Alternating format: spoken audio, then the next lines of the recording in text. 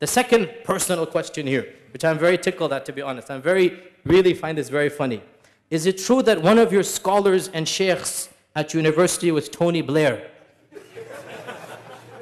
I didn't know Tony Blair became shaykh. And I didn't even consider him to be a scholar. He is a politician. He's an ex-prime minister of yours. And yes, it is true that I took a course with him at Yale University. Him and other professors were there. And it was not about Islam or tafsir or hadith or fiqh. Tony Blair is not going to teach me hadith and fiqh. The course was entitled Faith and Globalization. And it was about faith and globalization. And the role of religion in the common world. It wasn't just about Islam. It was about the role of religion in the modern world. And I wrote an article, you can read it, it's called To Blair or Not to Blair? That is the question. Google it, To Blair or Not to Blair? That is the question. And you can see my entire perspective and frame of mind. And I swear by Allah, if I were able to take a class with Bush or Blair or anybody, I would do so again. Because I think it is a part of the sunnah to engage with these people. When the Prophet ﷺ saw Abu Talib, Abu Jahl or Abu Lahab, did he turn away and flee? Or did he engage with them?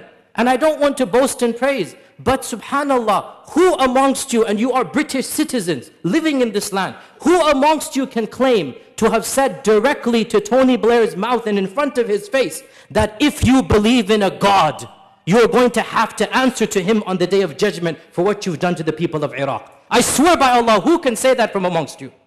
I can say that, alhamdulillah. I can say that I said that straight to his face. And I want to challenge anybody to come and tell me that that is un-Islamic. I said it straight to his face. I made him angry and flustered. But I told him straight to his face, and I quote, if you believe in a God, you're going to have to answer to him on the day of judgment for what you've done to Iraq.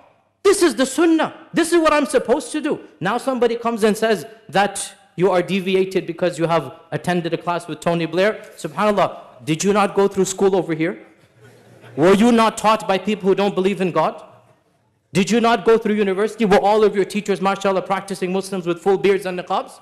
I mean, what world are you living in? Our Prophet ﷺ benefited from secular knowledge from the non-Muslims. He said that I wanted to forbid you from ghila. Ghila is a particular act. But then I saw the Romans and the Persians doing ghila, and it didn't harm them, so go ahead and do it. Now, ghila is something not related to it. But what did he say? I saw the Romans and Persians doing it, and it didn't harm them. He's benefiting from the secular knowledge.